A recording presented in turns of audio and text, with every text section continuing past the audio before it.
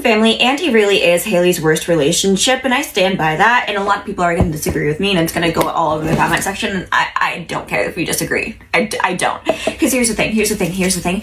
Andy doesn't actually like Haley as a person. He likes how much she likes her. He likes that she's his boss's granddaughter, but he doesn't like her from the get-go, and it seems really flirty and cute because he's like such a stickler and a rule follower, and Haley's just not.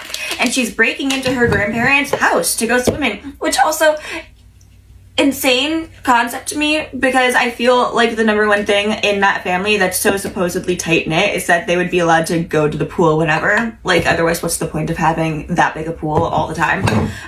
So he's like, you can't be here, you can't drink their beer, you can't do this, and like the entire thing is just kind of like very, very weird. So from the get-go, he's immediately treating her like a child, and she's immediately treating him like this authority figure that she does not respect, because why would she respect him?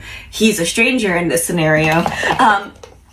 And the entire thing starts from there, of him being like, oh, I don't really like you as a person, you don't follow rules, and like he makes this snarky comment of, oh, this is Haley, because she sounds dumb for a second, which shows exactly how often Jay and Gloria, most likely Gloria, talk about how stupid Haley is, compared to Alex, which great. And I say most likely Gloria because I don't actually hear Jay make a lot of jokes about Haley being stupid. Gloria makes them. Gloria makes jokes about everyone in the family.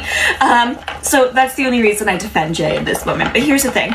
Then Haley goes on and she starts like seeing how well Andy treats his fiance, his girlfriend, and how he's doing all of these things for her. And it starts teaching her that she does deserve better. So there is that, and that is good. So she is supposed to go on a date with this guy, and she's no longer going to go on the date with that guy because he like was 3 hours late to the date. And then he didn't come to the door to pick her up, and he didn't want to like open the door for her in the car, and he didn't apologize for being this late to the date. All of these things, right? And that seems great, and it seems like Andy's really teaching Haley a lot, which he is. But then when Andy and Haley start dating, Andy is treating Haley the same way that all these other men treated her, okay? When they're friends, he treats her really well. But when they're dating, he does not treat her that well. He also still treats her like she's very childish, like she's a child. Because he's like, oh, when we have sex, like, you're just going to be so into me, so consistently into me, that our relationship will never go forward again. So I just think that we really need to, like, hold off. And he's making all the decisions on how that's going to work. And he's making all the decisions on how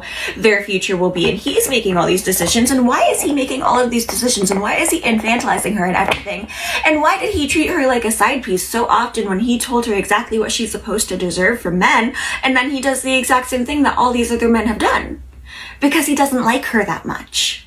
He doesn't like her that much. He likes how much she likes him. He likes that this really, really, really hot girl who he would never be able to get in high school or in college likes him. He likes that he can get her to want him. He does not actually like her. And I stand by that. And if they had gotten together, if they had actually stayed together, if he had let them write him onto the show, because the entire reason that she didn't get Andy is because Adam Devine was like, I cannot drop the current show I'm on to be on this show. If we can keep doing what we're doing now of just letting me be a non-principal, that would be great. And the writers were like, no, that doesn't go with the story that we want to tell. And so Andy's out, Dylan's back in, and I think that's for the best, because Dylan always had one thing right about Haley, which is A, that she's human, and B, that while she's imperfect, he loves her anyways. Andy never liked that Haley was imperfect. Andy expected Haley to always do better and want better and to grow. And yeah, you should expect your partner to grow. And yeah, you want to encourage your partner to grow. But if you're not appreciating your partner as they are now, what is the point of being with them? If you are not appreciating the person that you are with at this exact moment for exactly who they are, what is the point of being with them? Okay, bye! Sitcoms are a mirror to society. Media is a mirror to society. Media is created to analyze society, and therefore we must analyze media so that we can analyze society. One day, 100 years from now, 50 years from now, 10 years from now, people are going to look back at these shows and they're going to compare and contrast the shows versus what society was supposed to be like at this time. So when we analyze this media, we make sure that we have something that can be said as to why these shows are not exactly like life. And also, because people often, whether they like it or not, accidentally base their lives or purposefully base their lives off of characters in TV shows. And because of this, people will base themselves off of characters like Cam and characters like Phil Dunphy and make excuses for themselves and their bad actions and their bad behaviors because they're just being like a character in a show. Phil Dunphy on the TV show does it, so why can't I do it? It's not abusive when Phil does it, so why would it be abusive when I do it? And the point is that if we discuss why it's abusive when Phil Dunphy does it, why it's abusive when Cam Tucker does it, we can also see why it's abusive when your best friend's husband does it. We need to know how these things work. And there's actually no better way to look at them than through a sitcom, because sitcoms are really elevated versions of the things that we see in real life. So when I discuss the fact that Cameron Tucker uses weaponized compassion to make it so that his husband Mitchell has a terrible day, I'm analyzing that sitcom so that somebody who has a husband who is like Cameron Tucker or a wife who is like Cameron Tucker who uses that weaponized compassion can start seeing the pattern. Because when you start seeing the pattern, you can start figuring out a way to get out, to call it out, to figure out how to help yourself. Media is a mirror to society. I get that it's just a sitcom, but you know what? Everything is just some form of a story, and if we don't discuss why there are things that are inherently dangerous or inherently bad or innately like something that needs to be discussed, then that will stop being something that is not normal and start being something that is normalized. We normalize the behaviors in sitcoms when we don't discuss them. They cannot be normalized. They have to be discussed. Okay, bye! Okay, here's the thing. You know the Ryan Murphy drama that's going on right now with the Menendez brothers issue? Because he made a show about the Menendez brothers and people are like, this is gross. This is a gross depiction. And the Menendez brothers themselves are like, this is a gross depiction of our lives and a terrible misinterpretation, basically. That's not a word, whatever. And Ryan Murphy just kind of laughed at them for it, and everyone's shocked. I feel like people are shocked by this, or maybe they're not shocked, but it feels like people are kind of shocked. It just makes me think of when the Feud TV show came out in like 2016, 2017, and it was about Joan Crawford and Betty Davis and their massive feud at the time, and he cast Catherine Zeta-Jones to play Olivia de Havilland. And Olivia de Havilland was the only one of those people in that series who was still alive and had all her senses about her, and she sued him. And the lawsuit went on for a while. I remember like consistently trying to Google this to see like if it had been resolved, when it had been resolved, why. And she lost. She lost because technically if you're just telling a story, it's not defamation. Technically, if you're telling a story and you say, oh, this is like not exactly what happened, ha ha ha ha ha, it's not defamation. And now he's doing that with very serious cases about serial killers and people who were abused so much throughout most of their lives that they felt that the only way out was murder. And he's gonna keep doing it. He's gonna keep doing it. And that's what you missed on Glee. Here's the thing, in Modern Family, one relationship for Haley that I really, really love is actually Rain or Shine, which is a crazy statement because he's so much significantly older than her. Like, he's so much older than her that there's an entire episode when they first introduce him where Phil assumes that Rain or Shine wants to be friends with Phil and just wants Haley to be his makeup artist because Rainer is so much older than her, right? But the thing is, then Phil encourages Rain or Shine to, like, date Haley. Not by actually encouraging her to date him, but, like, the entire thing is just this huge miscommunication thing where Phil doesn't think that this guy could possibly be into his daughter. This is not opening. Doesn't think that this guy could possibly be into his daughter because his daughter is so young, and thinks very specifically that Rain or Shine would be into him. But meanwhile, he thinks that Rainer wants to, like, hire Haley to be his makeup artist, and because of that, Phil is encouraging them to date, and so Rainer decides to date Haley, which is something that he was actively definitely not going to do otherwise, because he was like, oh no, it would probably be really inappropriate to date her, because, like, you know, and Phil goes, no, what's inappropriate about that? Nothing could be inappropriate about that. You guys would work so well together, and he means as a makeup artist, but Rainer thinks that he means as a boyfriend, and so Rainer asks Haley out, and you know what? their relationship worked. This isn't a pattern that we see for Rainer. In fact, he had a long-term wife before Haley, and he was seemingly over her by this point. This isn't something where he's just into her for her looks or her age. They're into each other for very similar reasons. They have very similar thoughts and thought processes and the interests. And so because of that, because they're both very into the way that they look, but also very into figuring out new ways to be younger or look younger or take care of themselves, they had this great match. And Haley started really also caring about what Rainer thinks of her, but in a healthy way, and she wants to be more mature for him type of way, because he already thinks that she's mature. He already thinks that she's great. He's not dating her just because she's young. He's dating her because he really legitimately, genuinely likes her. And so she starts hanging out with his daughter, which doesn't work super well in her favor because the daughter treats her like she's an old stuff. And did I hate that storyline a little bit when Haley decides to call her a tramp or something? Yes. But did I think it also showed growth for Haley in a certain kind of way? Also, yes. And did I really appreciate the fact that Haley could have ended up with Rainer, and even when he proposed to her, because he was having a quick, oh my god, I think I'm dying moment, and he's like, I want to marry you, it didn't seem rushed. Obviously it seemed rushed, but it didn't seem rushed where I'm oh my god, this is so rushed. It felt more rushed as in he hadn't considered it fully before, but now that he has considered it, it seems right.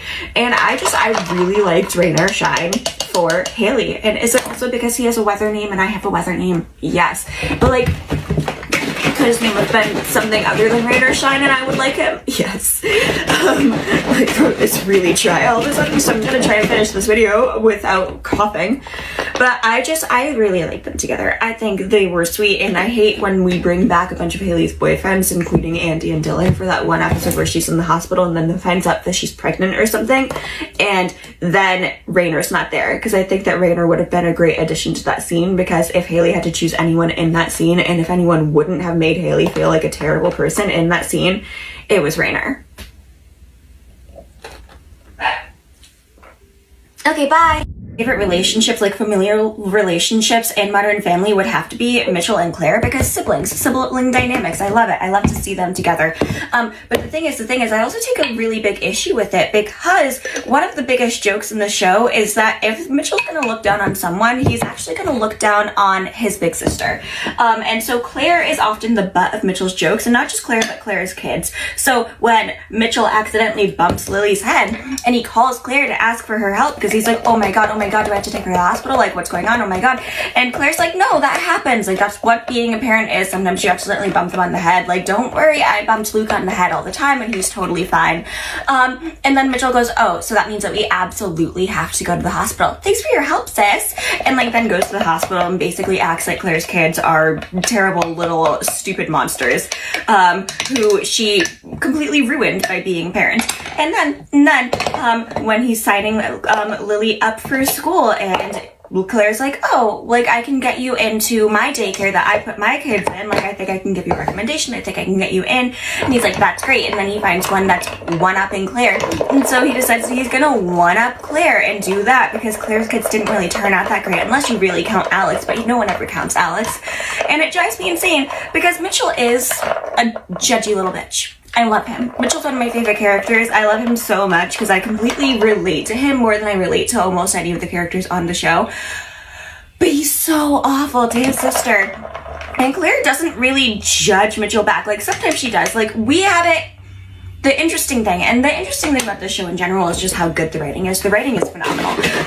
But we don't get told that Claire is judging Mitchell by seeing her judge Mitchell. We get told that Claire is judging Mitchell by her being super judgy only once a season to Mitchell, not often.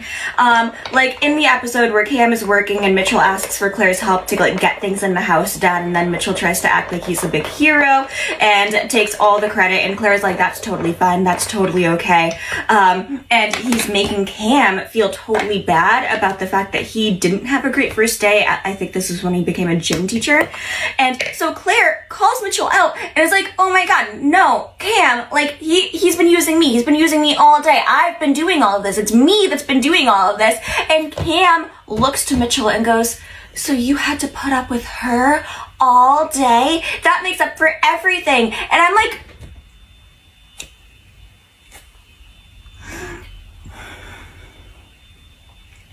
I love Claire and Mitchell's relationship, and I will make a video about how I love their relationship, especially in the episode where they're all hiding under the table. Like, they're hiding under the table together when they're kind of deciding if they're gonna basically have a baby together. Like, Claire would help carry the baby, and Mitchell would, like, and it was an entire thing. It was a very weird episode, and they knew it was weird, but neither of them knew how to talk to each other about it, because they really do care about each other's feelings, even though they talk about a bunch of shit about each other, specifically Mitch talking a bunch of shit about Claire. Claire doesn't talk that much shit about Mitch, because Claire is busy with her 3 kids, and her 4th kid, her husband. But it also does, like, break my heart every time Mitchell decides to talk shit about Claire, because when he's talking shit about Claire, he's not only talking shit about Claire, he's also talking shit about her kids, and he is their uncle, and he talks shit about them all the time, and he thinks it's okay. And it breaks my heart. It breaks my heart. It does. Okay, bye. Harley Quinn is a character who was originally written in the 1990s, the early 1990s, as the Joker's girlfriend. And why was she written to be specifically the Joker's girlfriend? Because the creators of Batman the Animated Series were literally, like, making this show and went, ooh, I have just noticed. It might just be me. I have noticed that maybe there aren't that many women in the show. And then all the other male writers were like, you know what? I have also noticed that there might not be that many women in the show, which please take into consideration the fact that if a bunch of men who are creating a comic show about Batman are noticing that there aren't enough women in a series, there aren't enough women in the series, because if there's like 3 women and 10 men, they think that's enough. They think it's enough. Okay, so take that into consideration and think of how few women there had to have been for that. So they're like, ooh, you know what we could do? We could make a character who's in one episode, who's a girlfriend of the Joker. So when the Joker's doing this big thing, and he's being the bad guy, and he's being the Joker, he'll have a clown sidekick. He'll have a jester sidekick. He will have her name will be Harley Quinn. How great is that? And like I'm saying this all in like a really facetious way, but like I would like it to be known how much I love Harley Quinn. Okay, I love her. Loved her when I was 7, first watching the show, when maybe I don't think that Batman the Animated Series was fully really made for children. I think it was much darker than any of the adults who were letting their kids watch it understood. But that being said, I loved it. I loved it with all my heart and soul. Batman the Animated Series was like my bread and butter. Harley Quinn was my hero, and I loved that she was just like this remorseless villain who was willing to pull a bazooka out of her back pocket. I know I bring up the bazooka in the back pocket every time I bring up Harley Quinn, but I don't think anyone understands how cool it was that Harley Quinn would be driving and stuff, and then she'd just pull a bazooka out of her back pocket and go, now who's the boss? That was a terrible Harley Quinn, I'm so sorry. And there were times where we see that she still has morals, because Harley Quinn had been the Joker's girlfriend, but before that she was a doctor. She was a doctor who got into college. She had to have been really, really smart, because she went to college, then she went to medical school, then she got an internship at Arkham Asylum, and like in the original Harley Quinn comic book, Mad Love, they imply that she sleeps with her professors to get good grades, which A, entrepreneurship. B, she still would have had to take all the doctor tests to be able to become the doctor that she becomes, to be able to get into Arkham Asylum. So like sleeping with one professor to get 1A means nothing. And I would like that to be clear, because she's an entrepreneur. So that being said, Harley Quinn became so popular overnight. Like, people were just like, I love this girl. Who is this girl? Can we have her more? They were like, oh crap, we have to write her into more episodes because she's so popular. Weird. I can't believe that they'd like this interesting female character. Unheard of. Which I would like to bring up also, not talking about TV shows very often, definitely not talking about Stephen Amell, who is, like, you know, super hardcore like a scab right now. But Felicity from Arrow is like that same exact thing. They were gonna have her in a 3-episode stint, and then they're like, wow, have you noticed that this show is really, really dark, but when Felicity's on screen, she's charming and delightful and perfect and everyone likes the show even more. And the producers were like, yeah, I didn't notice that. Maybe we should bring her on forever because she's charming and delightful and so freaking cute. So that's what happened with Harley Quinn. And then Harley Quinn gets her own comics. And because Harley Quinn gets her own comics, she gets her own storylines. But all of these at the beginning were about Harley still being the Joker's girlfriend. And she has like these struggles that are moral struggles and like different things where she's like, do I love the Joker? Of course I love the Joker. Does the Joker love me? Who knows? Should I try beating the Joker up? Yeah, probably. Is he gonna try and beat me up back? Also, yes. And is that great? Is it healthy? No. But is anything that Harley Quinn ever Nothing Harley Quinn ever does will ever be considered truly and completely healthy. I don't know where that sentence, I don't know how that sounds, I don't,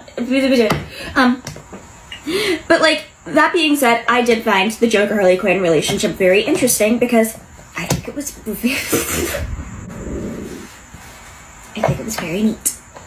And I don't think it was an ideal relationship that I would dream of having. Ever.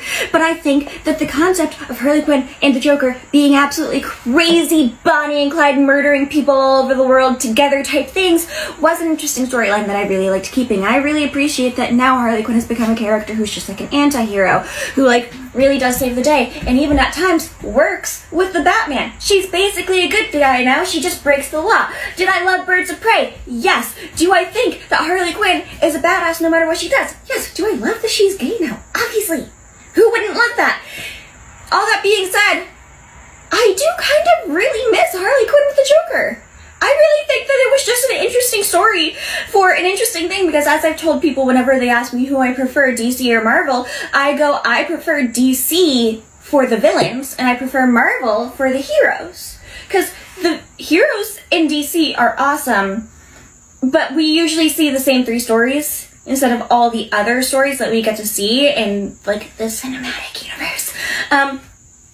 Because that's all like producers and Hollywood higher-ups think that we want, which isn't true. Everyone wants a story about Nightwing, which is, I'm trying so hard not to talk about things that are related to SAG, and I know I'm doing a bad job. I would just like it to be known that I know that I'm doing a bad job, but this video has already been made. And this question has been asked, and I find it really interesting, but the thing is, I really, really miss Harley Quinn being with the Joker. And please, for the love of God, don't tell me how you prefer Harley with Ivy in the comments, guys. I get that most people do. It's not, like, I get it. I'm not judging you for liking it. You don't have to explain to me why you like it. I get why you like it. It's not my favorite thing. That's all.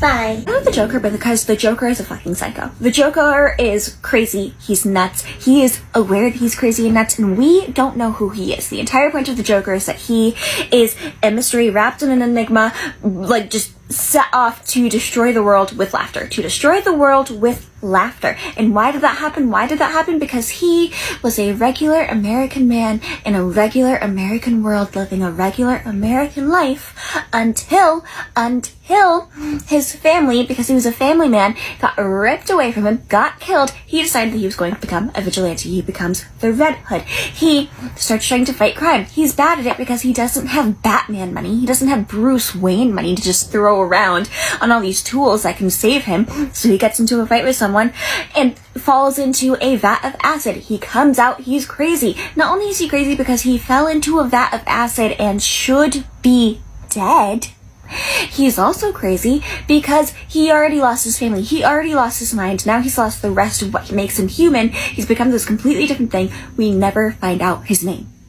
We're not supposed to know his name. We only know that he's the Joker and his previous identity had been the Red Hood. So we know that he goes from being the Red Hood to the Joker. And that is interesting. That is cool. That is important.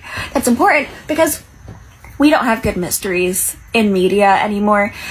Mysteries come and then they go and then they leave us forever because we have to have the mystery get solved. We have to have the mystery get solved.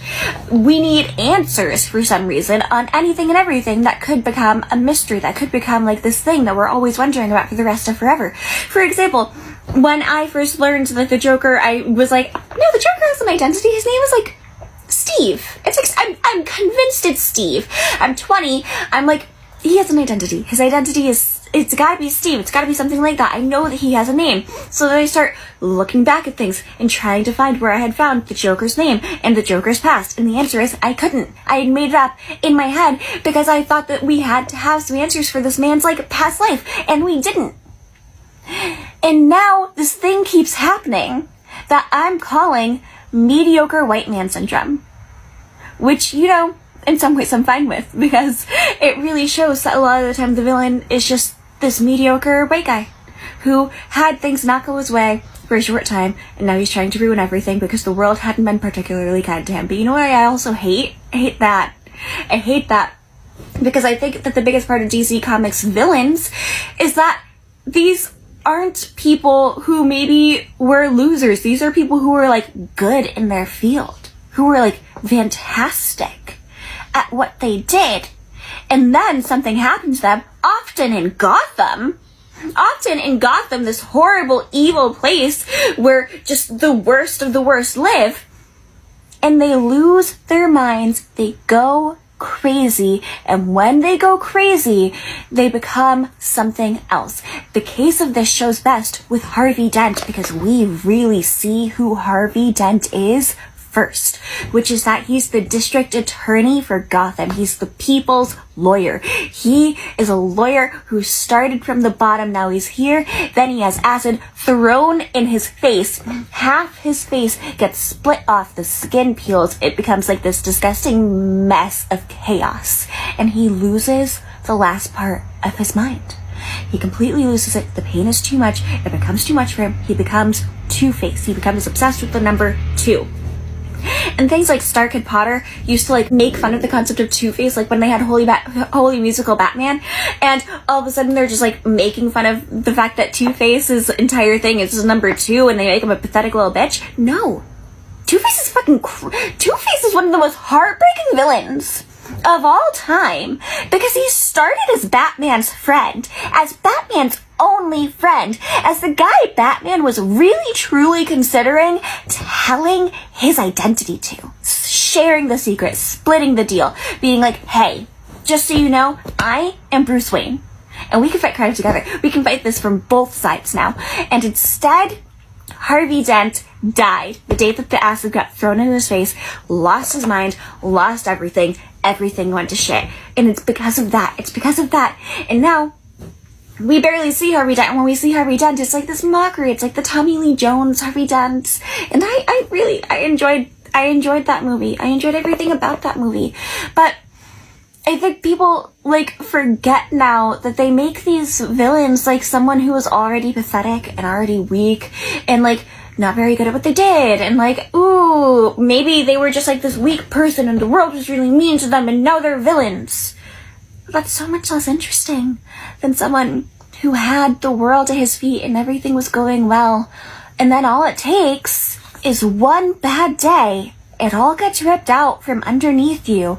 You lose your mind, and the world falls to shit.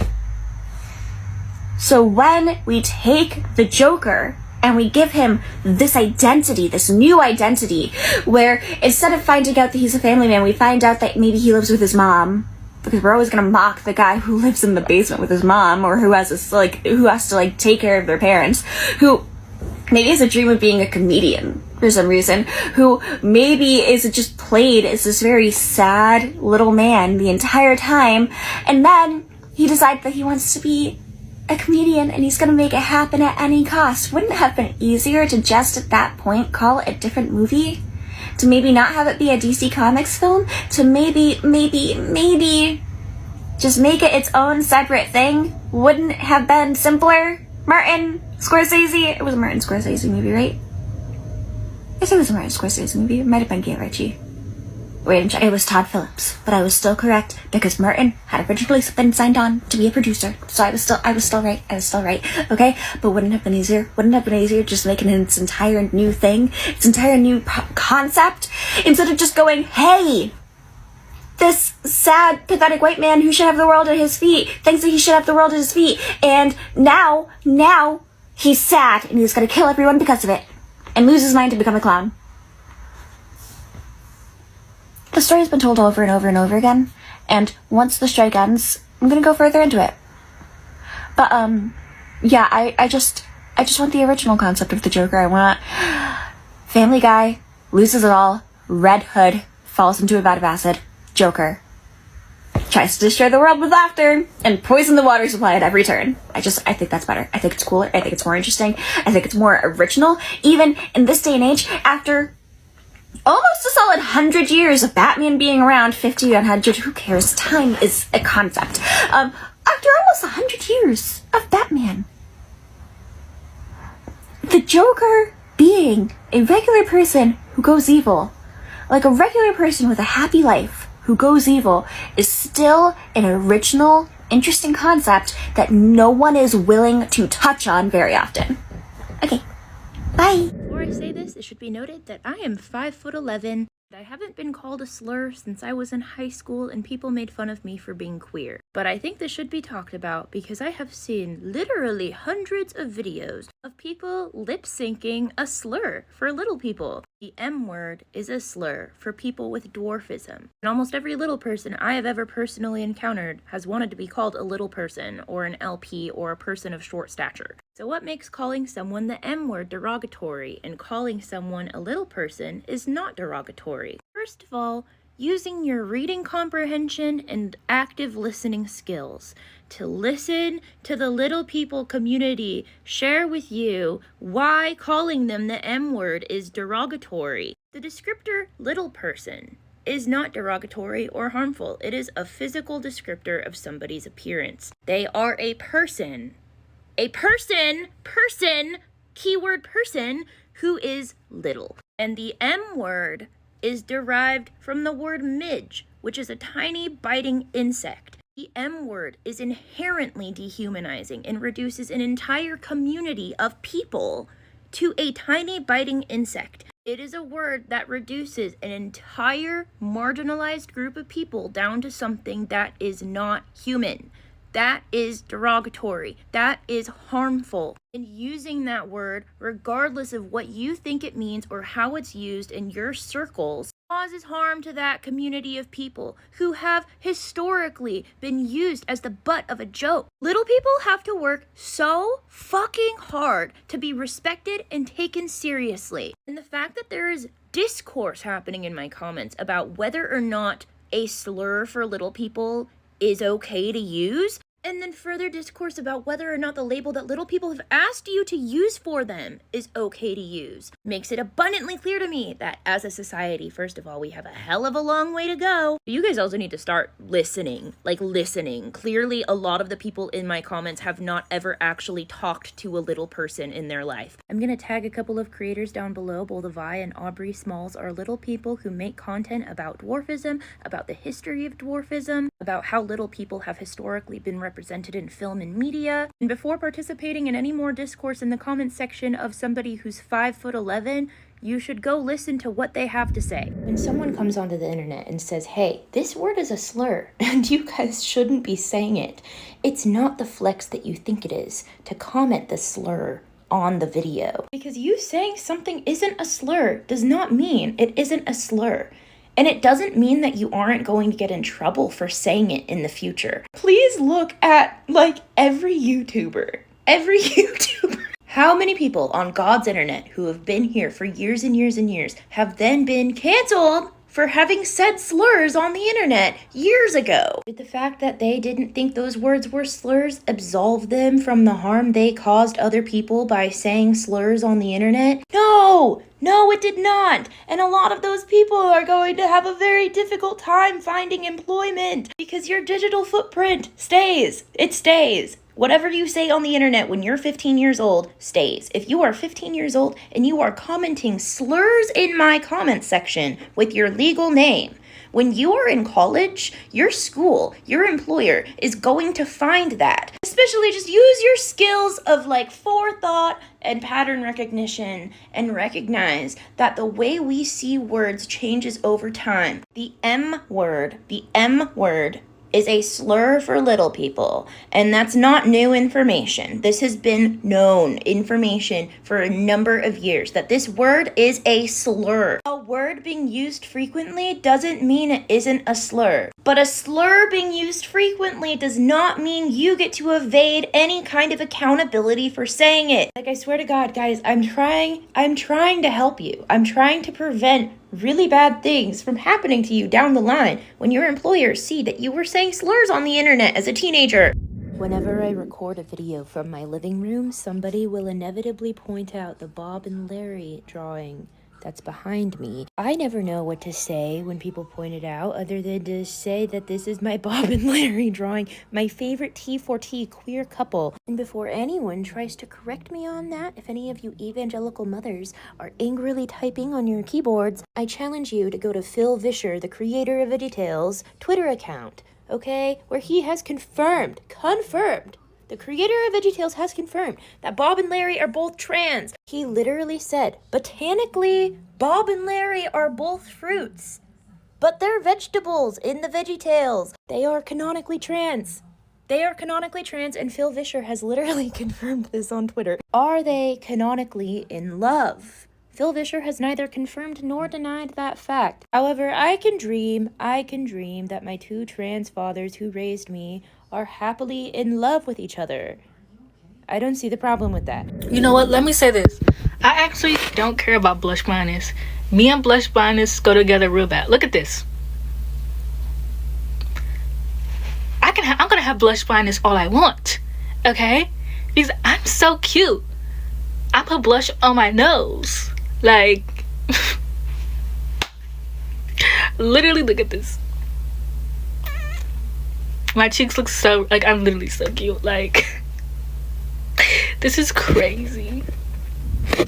I just saw a video of somebody being like, 18-year-old me because I got my own Peter Kaminsky.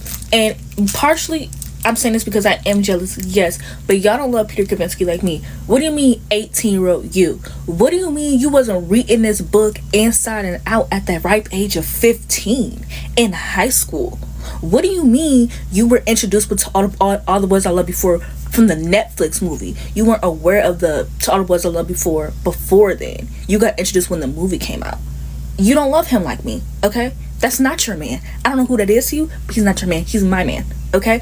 15-year-old me, 10 years ago, okay? 10 years ago me deserves that Peter Kaminsky, okay? In all seriousness, I think that romance girlies all deserve love. I am jealous, okay? As someone who's been on BookTube for literal years, like almost a decade, I've been consuming BookTube and a creator on BookTube for a very long time. And one thing I find interesting about BookTok is that BookTok makes the exact same books that went viral on BookTube go viral on here. Like, there are so many books in the world that I've seen like people read that aren't popular. There's so many books that I've read that aren't popular that should be popular. And it's just so interesting that the exact same books, like, they're like, I remember when House of Leaves was starting to go viral on BookTok, and I'm like, this is so crazy. This is such a random book. I remember when I first was in the book community, this was being talked about a lot, and like now all of a sudden everyone on BookTok, it's like the exact same books. It's never anything like new or unheard of or something that was like popular, and they're always like really, I don't want to say really, but they're always like older books. Like, it's not like, oh, like the books that are coming out right now. Like, it'll be like, oh, Shatter Me was always popular, and the fact that BookTok is what gets credit for also is what's insane to me, because Shatter Me has always been a popular series. BookTok has not popularized it. People have always been obsessed with Aaron Warner. Like, BookTok did not popularize that. I do think BookTok saved like the publishing industry. Like, I do think BookTok saved like Barnes and Noble and things like that. But it's just so fascinating to me that the exact same books, and it's not that serious, like, right, it's not that serious, but it's just the fact that it's the exact same books. Like, there's not anything new going viral. It's the same thing. The only time something new goes viral is if it's a like new release. Like, are people on here like literally going back on like BookTube and they're like typing in videos and they're like, oh, what am I gonna make popular today? And they're like clicking like a 2014 video and like, okay, I'm gonna make this popular today. Like, somebody needs to let me know, because I think it's so fascinating that the exact same books, like, there are so many books that come out every single day, every single Tuesday, because books usually come out Tuesday. Every single day there are so many books that come out, but the ones that become popular on here are ones that were already popular before. Very interesting, if you ask me. I used to love Tara Yummy Down. I really love her aesthetic, and there's no reason why like I don't love her anymore. I guess I just kind of got bored. Like, I don't really like her YouTube videos, because her videos are just like random videos that you would throw out in like 2014. Like, they're not like, I watch a lot of video essays now, and I don't really care for the podcast because I think that the podcast guy is gross. So I kind of just like look at her pictures. I still think she's beautiful. I still follow her. I still like her pictures and stuff like that, but just like the kind of content that she makes, I just don't really care for right now. But one thing I don't like is how people are calling her a pick-me. I watched a video essay on her being a pick-me, and it was actually in defense of her being a pick-me, and it was just so interesting because I just watched a video and somebody was like, oh, like, I just hate when like celebrities or influencers take constructive criticism and they act like it's like hate towards them. And they were saying how like example was like Tara Yummy, and how people were calling her a pick-me, and her excuse was like, oh, I'm just like really short, something, I don't know, it was on 2 times speed, I don't know, but it really threw me off when the girl was like, no, you're not. She's like, no, that's not it, you're a pick-me because whenever there's a room full of people, you're always the center of attention, or you never let anybody else speak, blah blah blah blah. And that's how I know you don't watch Tara Yummy's videos and you just go based off of the TikToks that you see, because Tara loves talking to girls. Like, she's such a girl's girl, and it's also not her fault if she's the center of attention.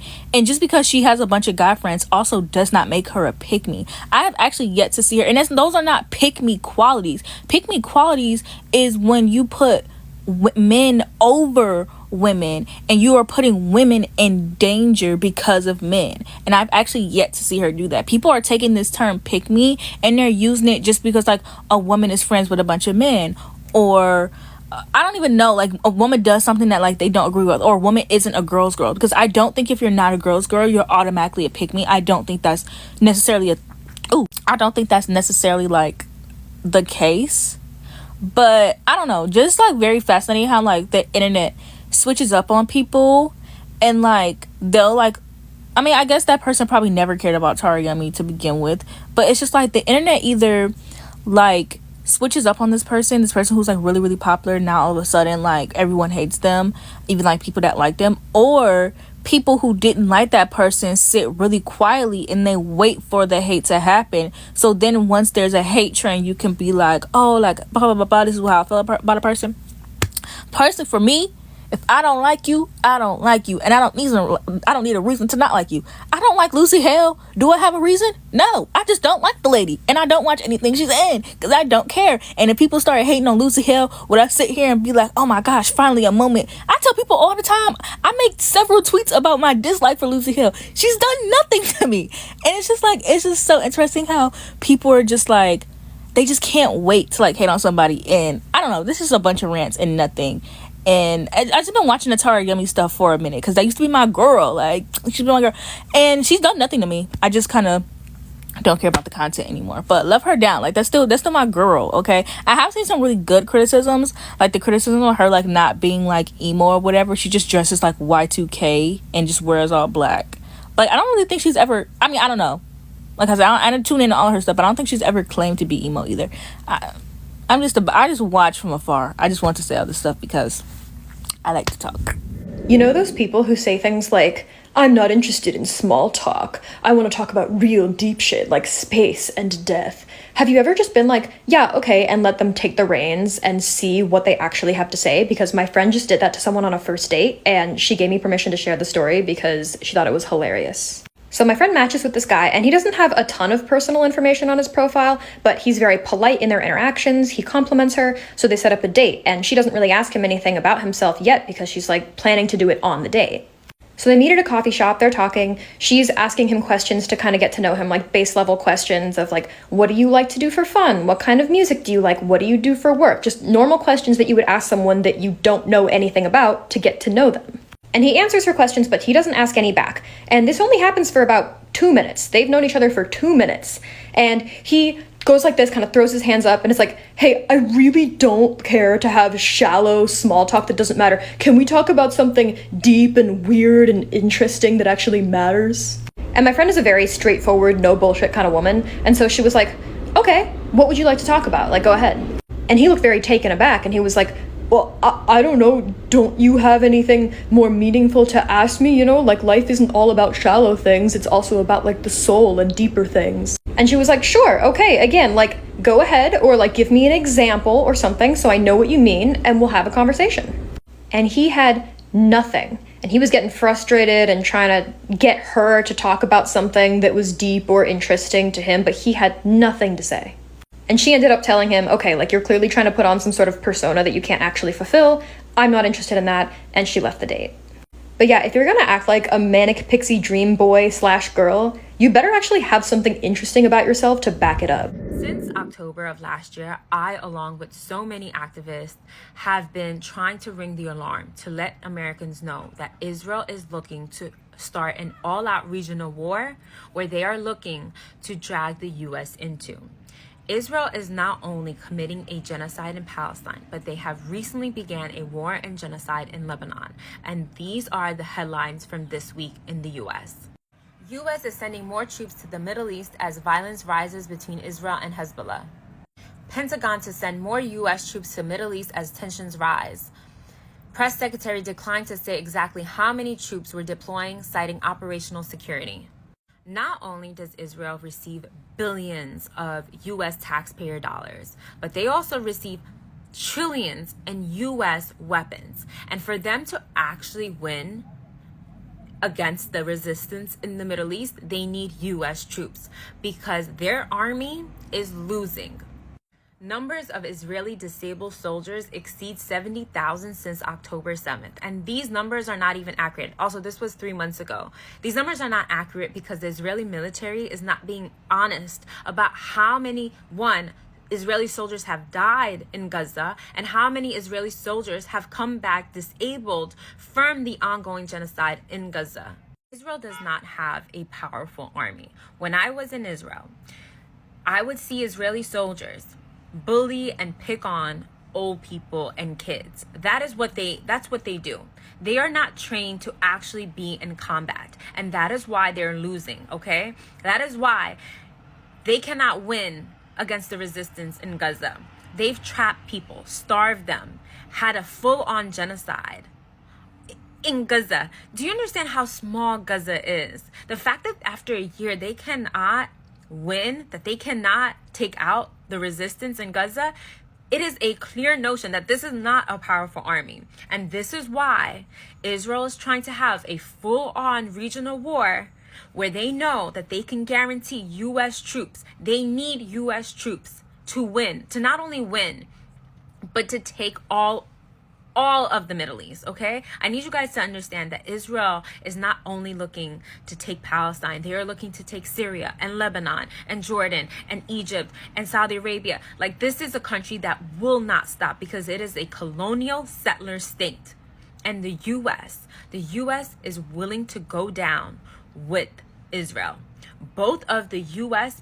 presidential candidates, Republican and Democrat, are pledging their allegiance to Israel. And I need you as an American to understand what this means, because I don't know if you know, but people are not enlisting in the U.S. Army anymore. Enlistments for the U.S. Army is at its all-time decline in its history. So if no one is joining the army, what do you think this means if America is going to go to war? What do you think that means for you? I think that what we need to understand is that there is no international law that is going to protect us as people, because what we have seen is that Israel and the U.S. are above international law. Israel literally intercepted people's pagers and blew them up in Lebanon. And no U.S. media even made a headline about it. Do you understand how crazy that is? There wasn't even a slight ripple effect in the media because of that. That is insane. And right now, the U.S. government is quietly sending U.S. troops to the Middle East. you can no longer ignore what is happening in Palestine, because it is going to end up at your doorstep. This war is coming to you, whether you want to ignore it or not. What's happening in the Middle East, what's happening in Palestine is all of our problems. I feel like not enough Americans really understand how severe and alarming this recent hurricane that went through 6 different states in America was. Like, over 100 people died.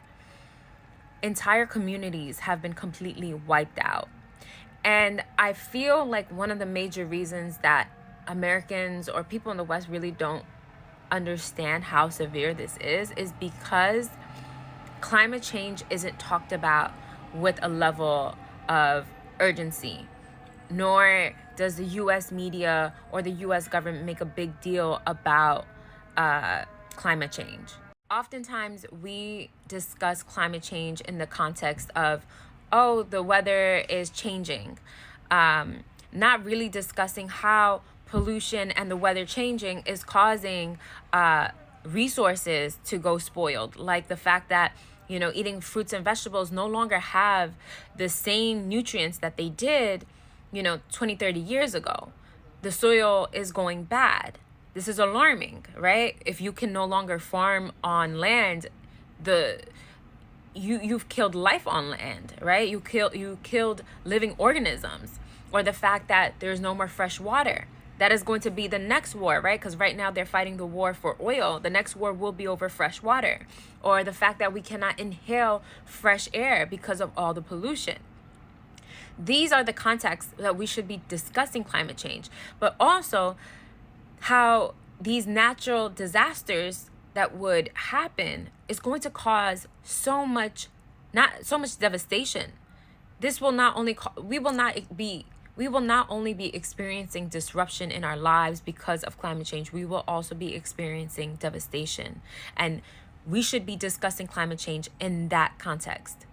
And I wanted to make this video because I wanted to say that we don't have to live like this. Like, we really do not have to live like this. We do not have to rely on gas and oil companies because we have no other way to move vehicles, to move our trains and our cars and planes.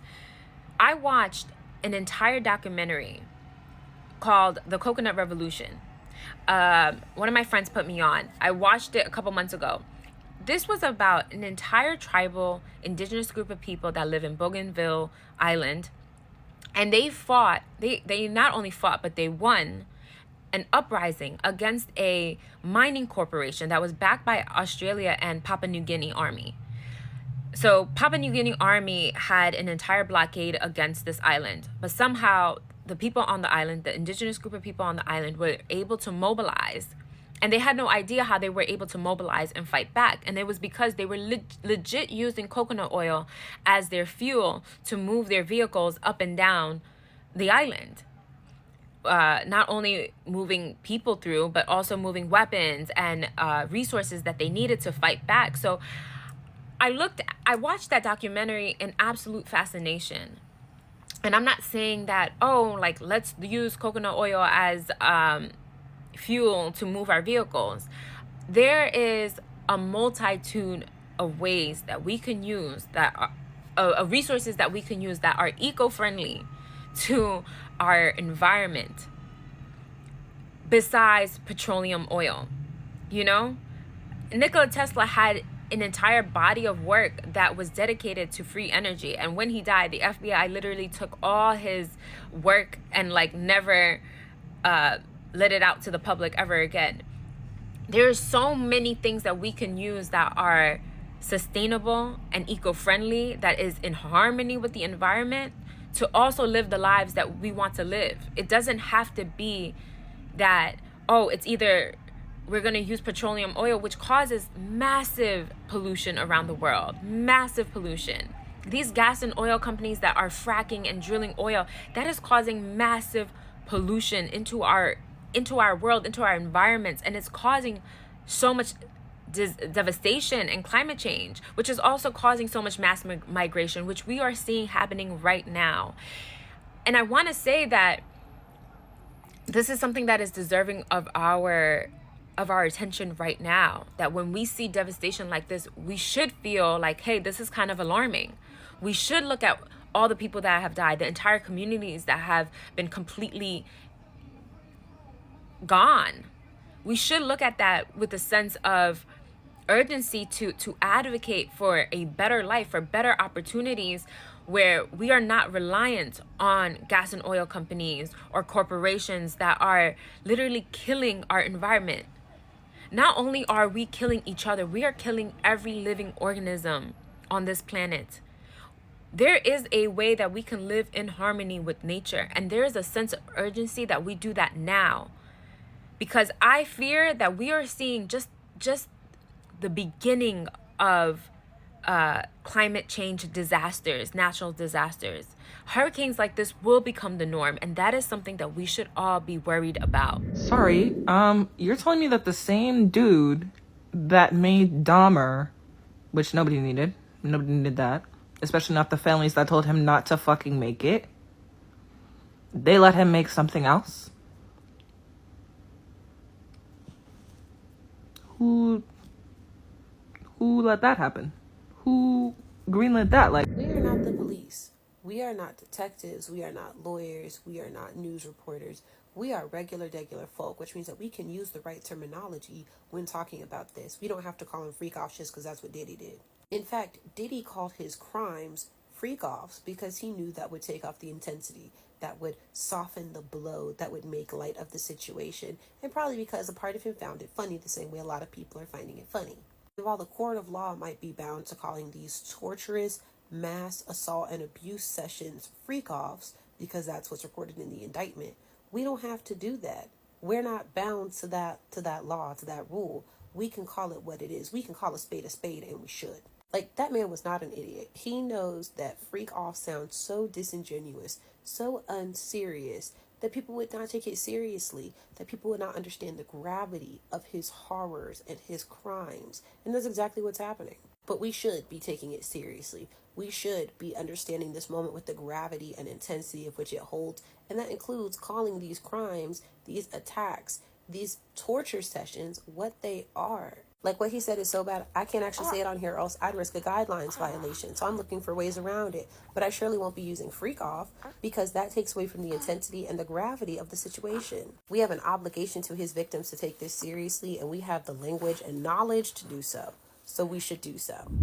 Some people are genuinely questioning P. Diddy's innocence and if he should be free or not. Let's focus some of our attentions on somebody who is innocent, needs to be free, and needs our help. This is Marcellus Williams. He is currently an inmate on death row in Missouri, and he is set to be executed in 4 days over a crime that he did not commit. The state of Missouri corrupted evidence that could prove his innocence, and the DNA found at the scene doesn't match his. He has not only been proclaiming his innocence for years, but there's evidence to support that he is innocent. And despite this, a judge denied his motion to vacate his sentence, which means he is set to be executed in 4 days. This is an innocent man who not only deserves to not be executed, but he deserves to live the rest of his life freely. And since we all spend so much time on our phones, here are a few ways that we can help. You can call Governor Parson at 417-373-3400 and demand that he halt the execution of Marcellus Williams. If you are not a big talking on the phone person, you can go to savemarcellus.org to email and tweet the governor. You can also text Marcellus to 97016 and just follow the steps. It's really straightforward. I did it last night. We have the capacity to talk about and care about multiple things at once. While we're talking about the news, go ahead and do 1, 2, or a few of these action items and save an innocent man's life. Maybe it's me, so somebody please kindly grab my hand and walk me through what on earth the joke is. What is the punchline? What is the big giggle about this man using 1,000 bottles of baby oil to mass SA people? What is the tee-hee ha-ha? Because I'm not getting it.